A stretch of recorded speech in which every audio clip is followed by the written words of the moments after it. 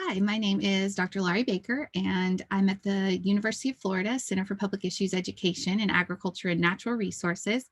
And I'm going to talk about communication market analysis and research, particularly related to some work we've done with COVID-19 as a case study approach for you to learn about this.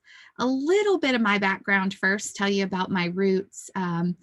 In 2003, I graduated with my Bachelor of Science in Ag Communications from Texas Tech University, and I went on to be the Vice President and Director of Communications at the Texas Wheat Producers Board and Association. So I bring some of that background knowledge from working as a communication professional, although I will completely admit, for those of you working as communication professionals today, things have changed at a really rapid pace. So now I look at it from a different perspective, but also manage people who are doing communication work. I loved that work. I had such a great time. I got to travel. I got to interact with a lot of different people. And I also got to have some interns, and I enjoyed that teaching and mentoring process. And that's what led me to get my master's and my PhD at the University of Florida, where Dr. Abrams and I, our time overlapped a little bit. She was a little bit ahead of me, so she mentored me through some of the research processes while I was there. When I graduated, I went to Kansas State University and worked in agricultural communication. There, I was tenured in 2015. I started the Center for Rural Enterprise Engagement that looks at new media technology and how farmers and agriculture can use those tools more effectively to sell their products and improve their bottom line, and ultimately improve rural life as an output of that. That website is ruralengagement.org. I've continued that work. We're now multi-institutional, as well as interdisciplinary. In 2019, I came back to the University of Florida as an associate professor in the Department of Agricultural Education and Communication. I have a 65% research appointment and a 35% extension appointment. And most of that work happens through my Center for Rural Enterprise Engagement, where I work with people at Kansas State and University of Minnesota, as well as through the Center for Public Issues Education in Agriculture and Natural Resources. We also call ourselves the PI Center. And a lot of the things that I'm talking about today will really focus on work that we did through the PI Center. Let me see if I can get this slide to advance without telling me something. All right, so a little bit about what the PI Center is and does before I launch into what we did and what you can learn from it. We're the University of Florida IFAS, which is our Institute of Food and Agricultural Sciences, and we conduct research and educate people on how to form and act on opinions regarding complex agricultural and natural resource issues.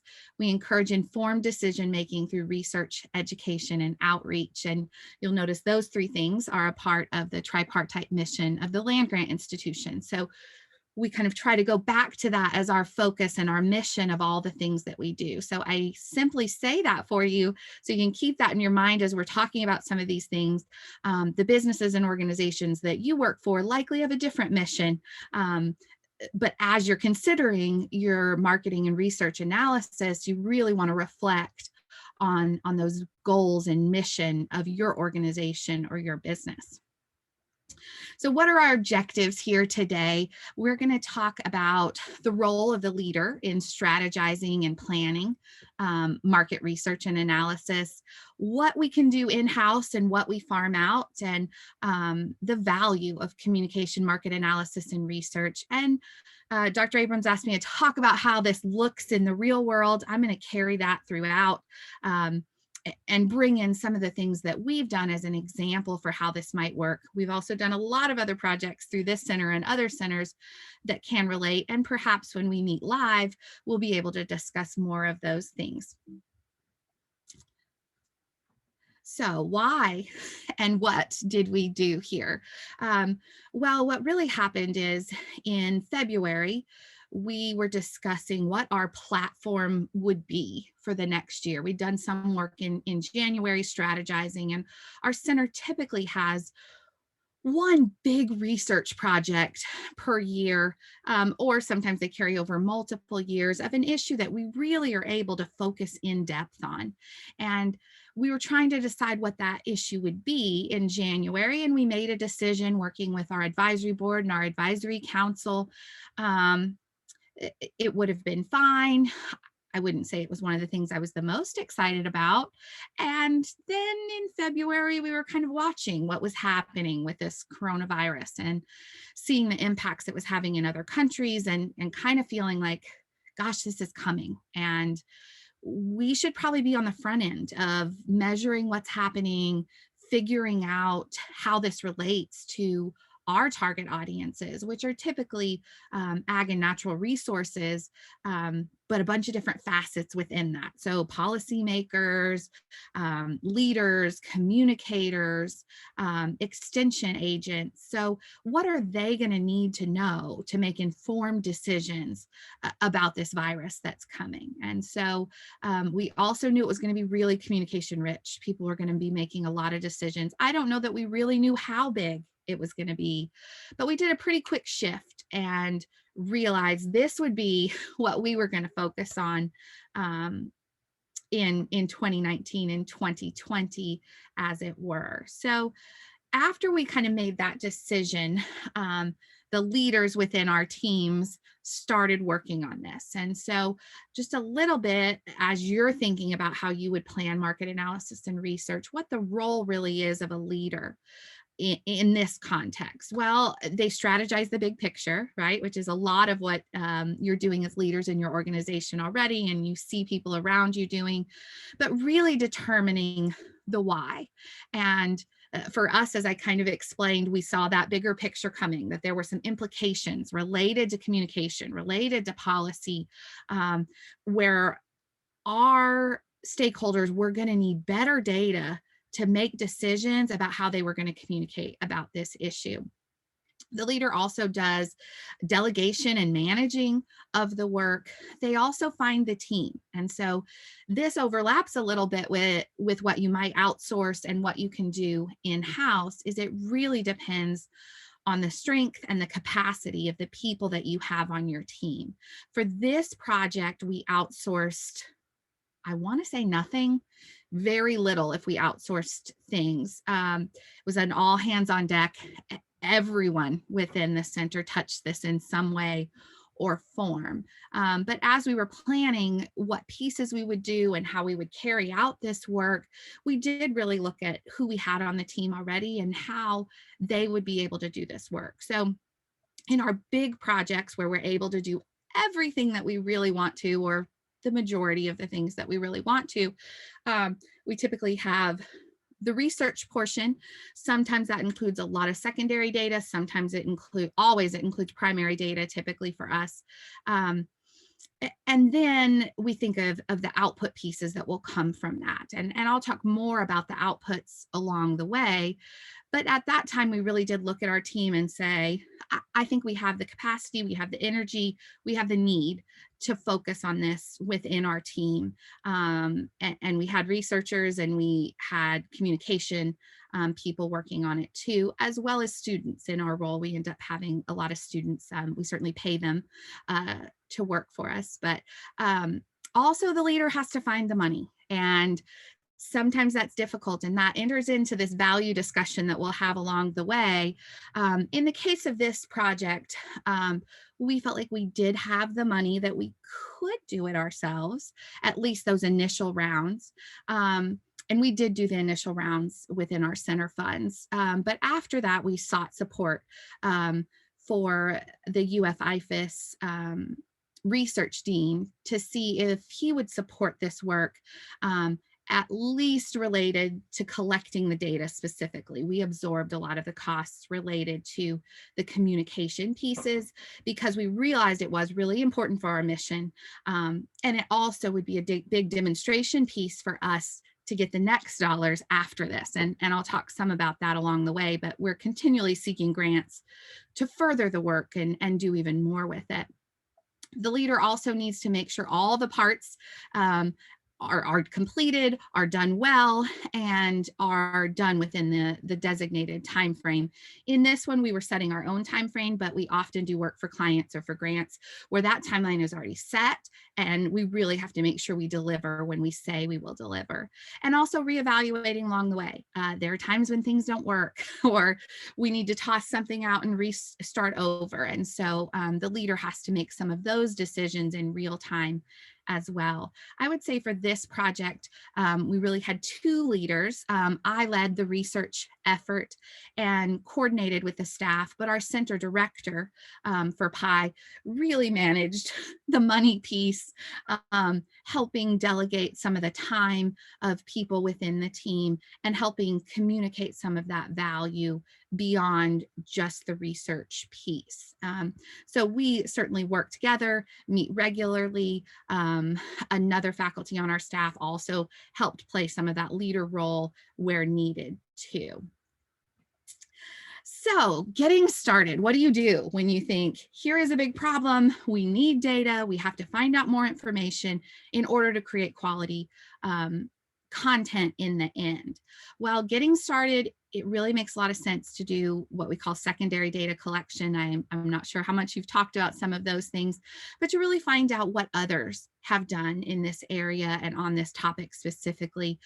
Very little was known about COVID-19 specifically at that point in time. However, other people had researched related to communication strategies during pandemics. And so a few of the things we found I have here: organizations should work together to find a unified message. They should keep in mind core messages.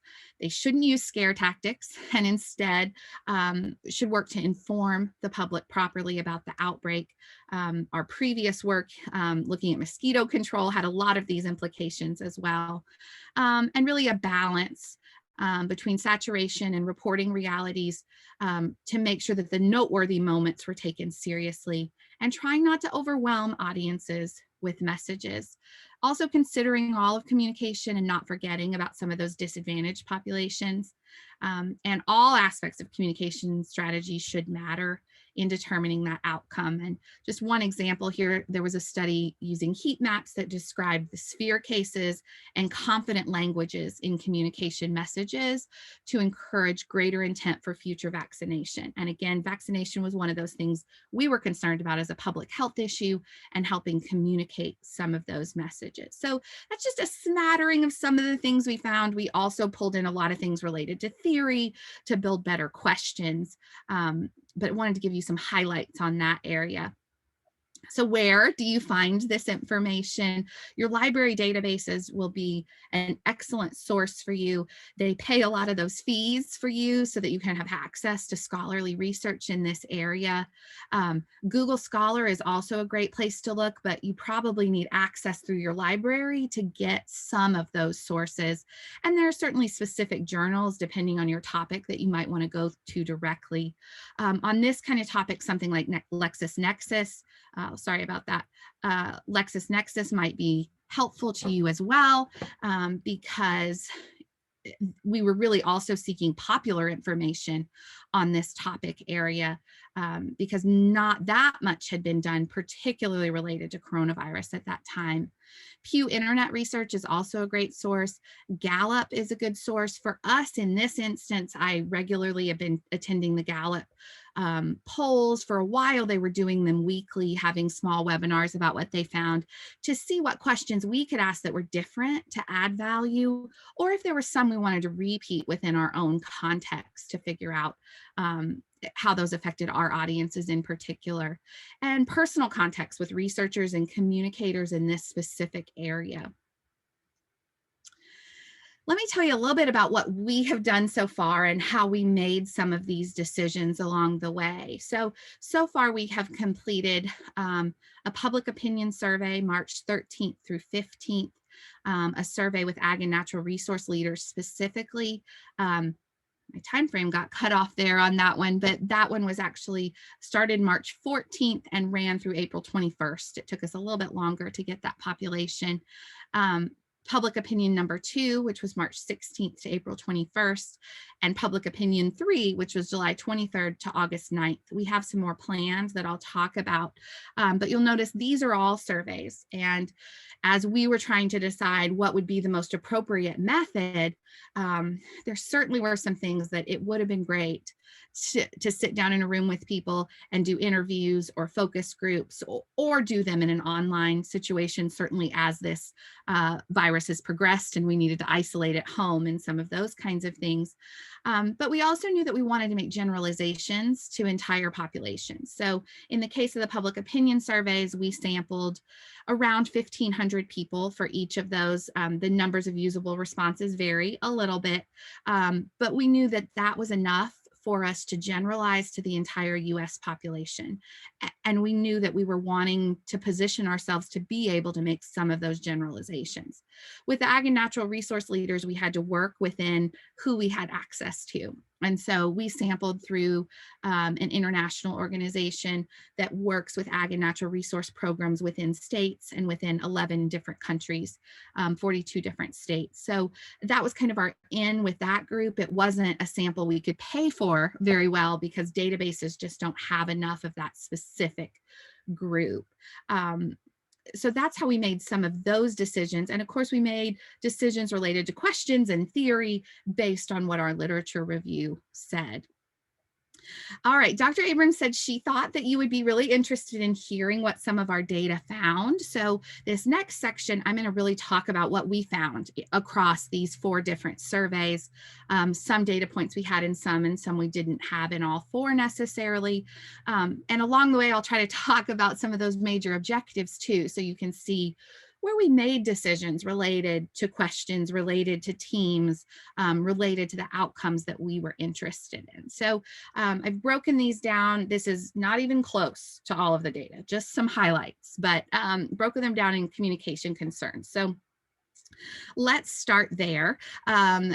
This chart here shows communication concerns comparing what people were concerned about related to not getting accurate information for themselves, loved ones, and others not getting accurate information. So this is a place where when we were constructing this question, it really mattered that I'd been paying attention to what Gallup was doing, because Gallup did not separate yourself and loved ones. Their questions all measured whether you were concerned or how you felt about getting information related to yourself and loved ones. So they grouped those together, which likely fit well for their purposes, probably matched other data they collected.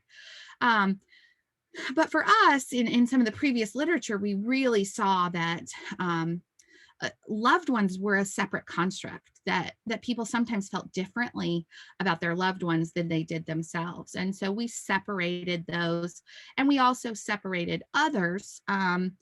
Again, we have an interest with public issues. So we wanted to see how people viewed the public as well. So you can see these times across the bottom. This is public opinion 1. If you remember from my descriptor there, these will be the same across all of these. Ag and natural resources 1, public opinion 2, public opinion 3, and then blue is self, loved ones are orange, and gray is others. So you can kind of see a trend that people were more concerned that others were not getting accurate information, but they had some concern for their loved ones getting accurate information. It did track fairly similarly for communication, at least, as for self. I have this data just displayed a little bit differently so you can see the breakdown of where this fell. In general, people were less concerned about themselves getting inaccurate information, or in fact, not getting accurate information. Loved ones tracked in the middle, and others were the greatest concern there. So as we're thinking about what we do with this information, how we interpret this information, as we're guiding our audiences for speaking with their groups, is really anything we can do to mitigate this others receiving accurate information is better. Certainly, sharing that they should be sharing quality scientific information. They should be making sure the loved ones are doing that, but also sharing that broadly and as widely as they can. A lot of our audiences are actually scientists within this area, and they have credible information to share. So not being so scared to get out and share that information is a component that we've advised them on. I'm sorry, I'm not sure why this keeps clicking back on me. It's still doing it. One question that we ask only of our ag and natural resource leaders here were concerned for agriculture and farm laborers not getting accurate information about COVID-19.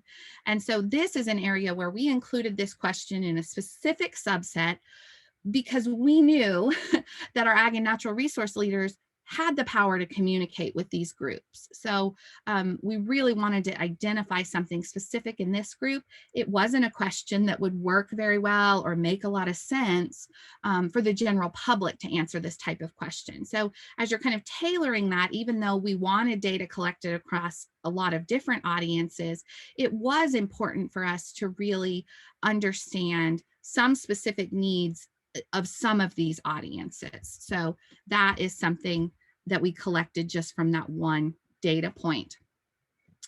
There was also early in this pandemic a lot of inaccurate information being shared. I guess I shouldn't say just early, it continues to happen, but particularly early on, there was a great concern. And so in our public opinion one and our A&R leader one that happened at similar timeframes, we asked if they were concerned that the media was sharing inaccurate information and if the public was sharing inaccurate information.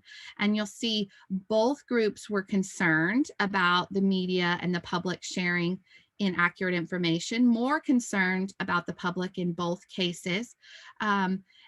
And the ag and natural resource leaders were even more concerned than our general population. And that fits some with what we know about leaders in these areas, that they tend to be more tuned into issues early. And again, this time frame was March and early April. Economic concerns. It's strange because you think, well, I'm trained in communication, right? That's what all of my degrees are in. That's my focus area. But goodness, I can't get away from the economic pieces. And I'm sure you feel that as well, because so many decisions are made based on money, based on concerns about money, that we regularly in communication are looking at what people's economic concerns are, how much money they have available related to particular issues. So a lot of the things that we do end up being encompassed in economic concerns. So a little bit about what we found and what questions we asked there. We wanted to know how concerned they were for themselves, their state, the US, as well as the global economy. And we learned along the way. So you will see over here on the left in public opinion one, we didn't ask about their personal finances. That's what's in blue. At that point in time, I think we really didn't know that this might directly affect so many millions of Americans losing jobs and not being able to work because of stay-at-home orders and things like that. So we learned along the way, and then we added that question, and we're continuing to ask that question, but I don't have data on that first piece there. But you can see that there were some varying degrees of concern. In general, people were less concerned about their own personal finances, but more concerned about the state economy, global economy, and the US economy across the board. Again, I've plotted this a little bit differently so that you can see the breakdown of some of these, but the global economy remained a major concern, US economy, state economy next, and personal finances lower on all of these. So again, as we're creating messages, we start to think about what this means for community, what this means for people building camaraderie and helping others within their state, within the US, within a global context that are affected financially by this crisis. We also ask about increased food prices, and we've continued to ask that across major points. The A&R leaders, we only have that one data point. They were less concerned about increasing food prices. I think to an audience who's not familiar with agriculture, you might think, well, of course they didn't think that because that money would go to their pockets. Untrue.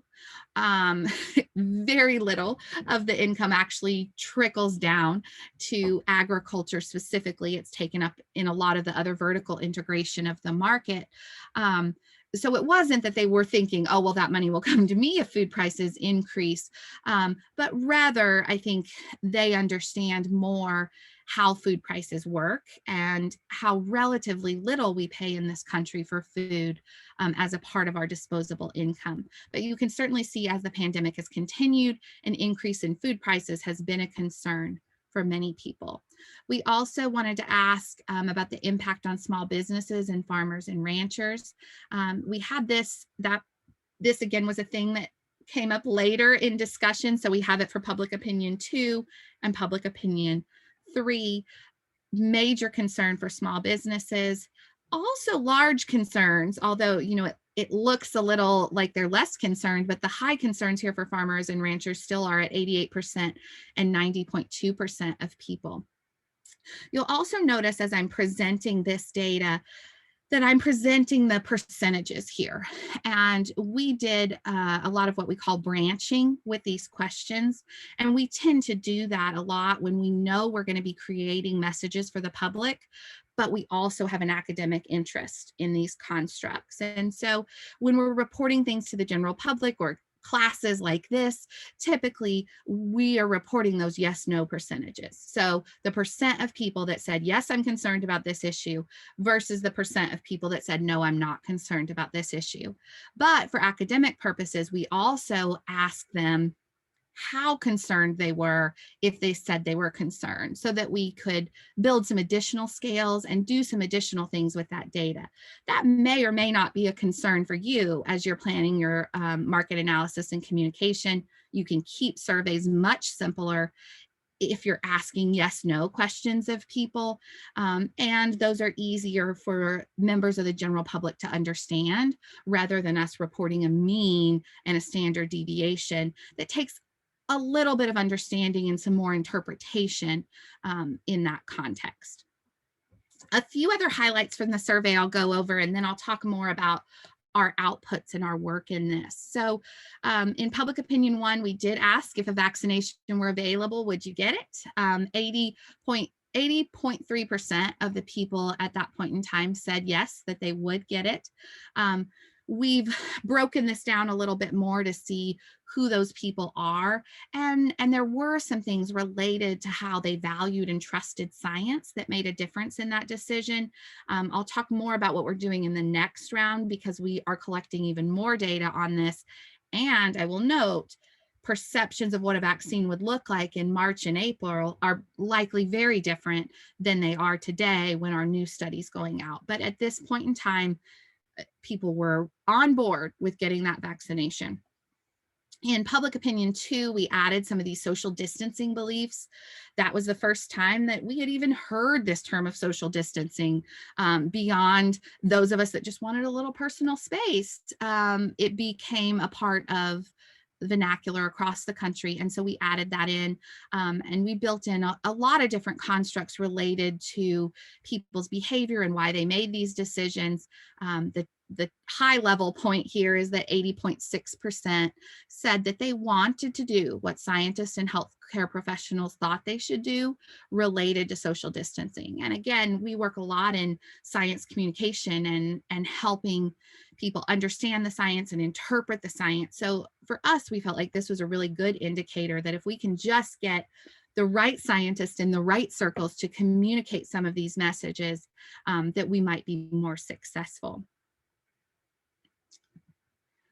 We also found in that same survey that 98.5% reported being able to comply with the social distancing practices and 99% were willing to comply.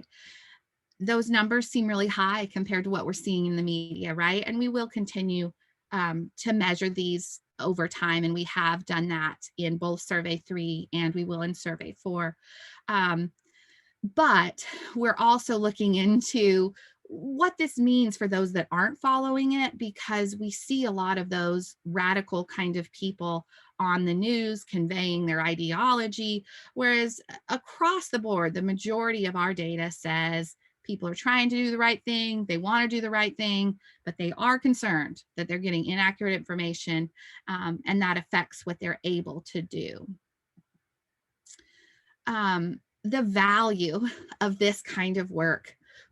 Notice my first bullet point there is this is tough. And unfortunately, as communicators, you've signed up for a lifelong experience of telling people why you're important. And I think we all can take it personally at different points in time. I literally had a budget meeting yesterday where I told my husband, I wish that my value was not so wrapped up in the value people held for communication. When budgets are tight, they tend to cut communication first. So the more that we can constantly educate people on why this is important and why it matters, and how if you don't have these data points, you're making decisions based on a whim, based on an economic concern. And that's not always how people make decisions. They make decisions related to values and beliefs and their understanding of issues. So we have to regularly be measuring these things in order for our product to be more successful, our organization to be more successful. So continuing to prove your worth. I've literally done multiple presentations just on that topic of proving your worth in communication. So some highlights of the things you can do is continue to provide metrics. The same as your organization and your entity are asking for quarterly economic reports, provide them reporting every single time those other groups are providing reporting, so that you can be tracking your metrics and you be doing better communication, but they also have numbers in front of them for what you're doing and why you're doing it and the impact that it's making. So making sure that you have that focus tied to your organizational and your business goals, that you're measuring it, that you're proving your worth regularly, and not only when you're on the chopping block. Providing examples, providing stories, doing a bit of a combination of testimonials from people about why this has made a difference and why your work is valued, along with those hard numbers of increases that you're making in different areas of communication, certainly overall reach, engagement, some of those metrics, and always focusing on the impact that that work is having. We are so valuable in the mix, and those of us who have managed to convince a few people how important it is, those people tend to come back time and time again saying, how can I do more of this? I need more information. I need more strategic communication because this is really working and I can see the value in it. So making sure you pay attention to that. If you're struggling for how much time things take or how to make a budget related to these things, I'd be happy to visit with you more. We do have some metrics for those kinds of things, because as our hourglass here shows, a lot of the money is caught up in people's time. And so we want to make sure that people understand, yes, I can provide this, but it takes this many hours of work to make that happen. So some outputs from this work. These things tend to also be really impactful with your stakeholders and your people that are providing you money, if they want to know what kind of thing can I have for this. So these major projects that we do, we try to do all of the pieces to again provide a full spectrum of what we can do. And related to that value discussion, then a client comes to us and they're wanting to understand a different issue. We can show them, all right, this is how we worked on this issue. These are the pieces that we were able to do and where we were able to have a presence, and of course providing impact data related to all of these things too, even though I don't have time to go into the details of that. So for each of our surveys, we did an info guide or a fact sheet like you see over here on the left. We also have done webinars on each one of those that are available through Venmo. We have also done graphics associated with each of those, sized appropriately for social media. We have done scientific presentations. We've done academic presentations at conferences and those types of functions. We have also done guest lectures like this and in some public health classes and some of our ag classes, both at the University of Florida and across the country. We've also developed some posters for conferences, as you'll see here in the middle. And this green one here at the bottom, we have branded all of the ag surveys as green. So you'll kind of notice that distinction there. This is actually a kinetic typography video, and we created one of those for each of the surveys as well. We knew going in we wanted to create these things. We had to look at who we had on our team that could do them. We have some great people that are working for us full-time doing graphics and that type of work. So the graphics made sense to be able to do, to be able to create. They're also working on social media strategy. We have content writers. One area, we do have people that do videos, but they were committed to other projects. And so the video in particular, kinetic typography, is a thing that our classes, the people on the teaching side, are teaching our students to do right now. So that was an opportunity for students to learn. So all of those have actually been created by students, supervised by staff within our center. The academic piece here, we're certainly translating all of this into academic outputs and submitting to journals and conferences.